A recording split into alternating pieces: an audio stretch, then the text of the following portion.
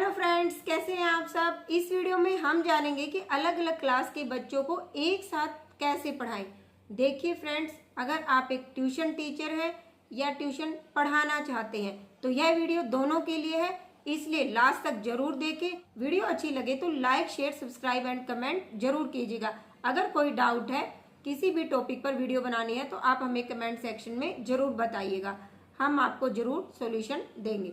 देखिए, अब हम जानते हैं कि अलग अलग क्लास के बच्चों को एक साथ कैसे पढ़ाएं। अगर आप एक ट्यूशन टीचर हैं, ऐसा तो है नहीं कि आपके पास क्लास की तरह आपको 30 या 20 या 40 स्टूडेंट एक साथ में मिल जाएंगे।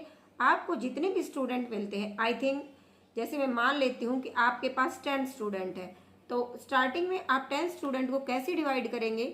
सबसे पहले जो सेम क्लास के बच्चे हैं, आपको सेम क्लास के बच्चे 3-4 मिल सकते हैं, बट सेम स्कूल के बच्चे मिलना पॉसिबल नहीं है।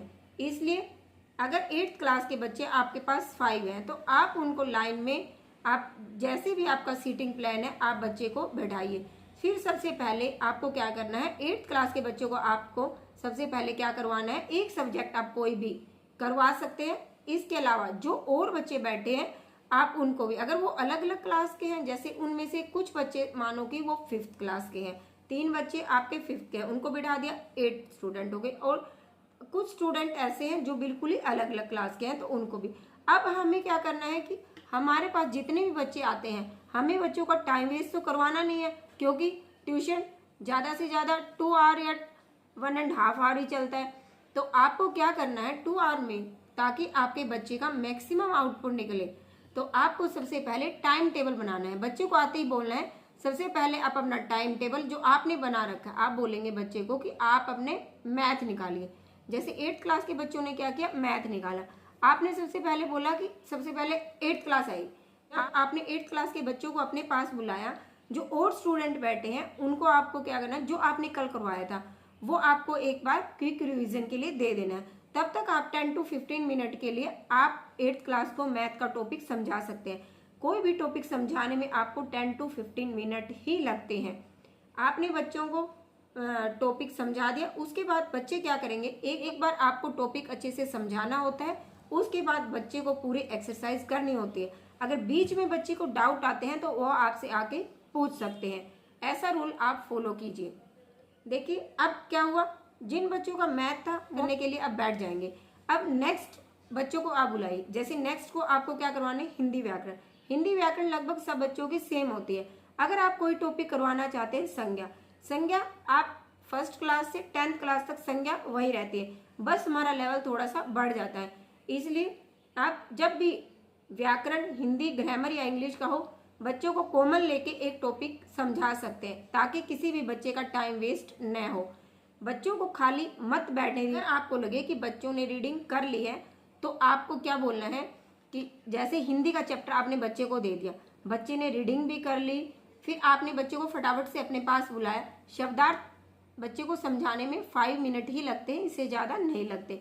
आपने बच्चे को शब्दार्थ समझा दिए, उसके बाद आपको क्या बोलना है कि क्योंकि रिटन प्रैक्टिस की भी हमें साथ साथ करवानी है, आप बच्चे से शब्दार्थ की प्रैक्टिस रिटन में करवा सकते हैं। इससे क्या होगा कि बच्चे एंगेज भी रहेंगे और उनका टाइम भी सेव होगा और वो एक अच्छा रिजल्ट आपको निकाल के देंगे। देखिए, डिसिप्लिन आपको स्टार्टिंग से ही बनाना है। आपको बच्चों को बोल देना है कि आपको 2 आवर के लिए सिर्फ स्टडी करनी है। बोल देना है कि कोई बच्चा बिना वजह किसी भी बच्चे से बात नहीं करेगा, कोई एक दूसरे को डिस्टर्ब नहीं करेगा। आपको बच्चों को एंगेज रखना है, बट स्टडी में, इधर उधर की बातों में नहीं। तो आपका रिजल्ट निकल के आएगा और आपके पास बच्चों की संख्या डे बाय डे बढ़ेगी और आपकी एक अच्छी अर्निंग भी होगी। देखिए, या तो आप बच्चे का वीकली टेस्ट ले या फिर डेली भी आप बच्चे का टेस्ट ले सकते हैं। कैसे, जैसे आपने संज्ञा वाला टॉपिक बच्चे को करवा दिया है, अब संज्ञा वाला टॉपिक बच्चे का हो गया। अब बच्चे के कई बच्चे क्या होते हैं कि थोड़ा सा स्लो लर्नर होते हैं, कई फास्ट लर्नर होते हैं। जो बच्चे जल्दी कर लेते हैं आप उनका साथ साथ टेस्ट भी ले सकते हैं। टेस्ट बनाने में आपको टाइम ही कितना लगेगा, आपको कुल मिला के 3 से 4 क्वेश्चन ही बच्चे को देने हैं। उसके लिए आपको ज़्यादा से ज़्यादा 3 to 4 मिनट ही चाहिए। आप अपनी स्पीड, अगर आपकी स्पीड अच्छी है लिखने की, समझाने की, बोलने की, तभी आप ट्यूशन में अच्छे बच्चे ले पाओगे। अदरवाइज तो आपके पास ट्यूशन में बच्चों की संख्या ज़्यादा नहीं हो पाएगी। क्योंकि रिजल्ट भी हमें चाहिएगा कहीं ना कहीं से। मैं आपको बताना चाहूँगी, अगर आप एक स्ट्रेटजी के साथ, एक पूरी प्लानिंग के साथ करवाएंगे तो आप बच्चों को आसानी से हैंडल कर पाएंगे। आप कितने भी बच्चे आसानी से पढ़ा पाएंगे एक डिसिप्लिन के साथ। अगर आप विदाउट प्लानिंग के साथ काम करेंगे तो आप अच्छा रिजल्ट नहीं दे पाएंगे और कुछ ही दिनों में आपको अपना पैकअप करना पड़ेगा। अगर आप ट्यूशन टीचर हैं तो ये टिप्स जरूर फॉलो कीजिएगा। अगर आपके पास इससे भी अच्छे टिप्स हैं तो हमें भी दीजिएगा। अगर आपको वीडियो पसंद आती है तो टीचर्स के साथ और जो आपके नोन में है जो ट्यूशन शुरू करना चाहते हैं उनके साथ जरूर शेयर कीजिएगा। ऐसे ही एजुकेशन से रिलेटेड, स्टडी से रिलेटेड और मोटिवेशन से रिलेटेड वीडियो को देखने के लिए हमारे चैनल को जरूर विजिट कीजिएगा। अगर कोई डाउट है तो कमेंट्स में जरूर बताइएगा। Bye bye, thank you.